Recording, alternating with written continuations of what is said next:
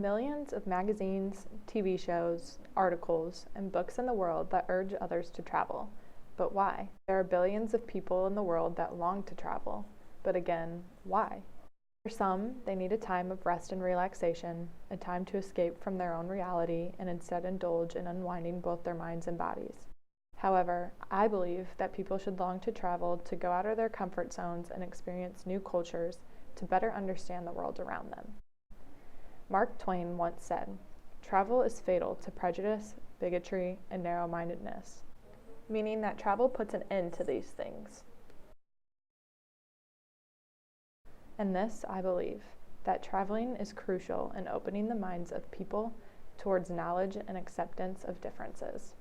From a young age, children are told that they don't know until they try, and I think this life lesson holds true throughout the entirety of one's life, but especially when it comes to traveling. There is no way to truly grasp and understand the way another culture works until one can experience it firsthand. There are hundreds of thousands of stereotypes circling around the numerous cultures of the world that tend to form people's opinions of other places that they had yet to form their own opinion of. Society tends to judge others who are different from them and their ways of doing things, and therefore closes the minds of people towards an entire other population and causes incoherence among people of the world who are essentially all made the same. Traveling can ease this judgment by getting to see what these cultures consist of and forming your own opinion of them. Personally, I've been blessed enough to travel to many different countries, both with my family and others, but one trip that I went on specifically stood out to me in this aspect, and that was my trip to Europe with Incarnate Word.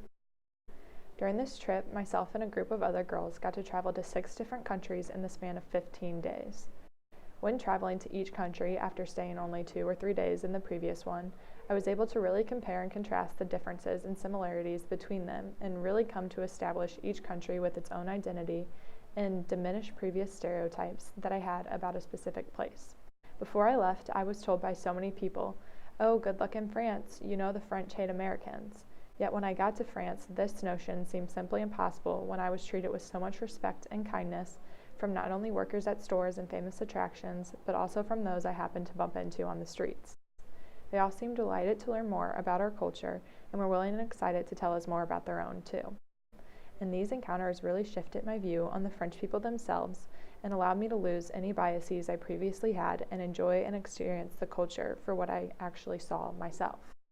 By this example alone, you can see that even the most simple controversies are not always what they may seem, and that is why traveling is so crucial in determining what one believes for themselves and generating an open mind towards aspects of life that others turn a blind eye towards.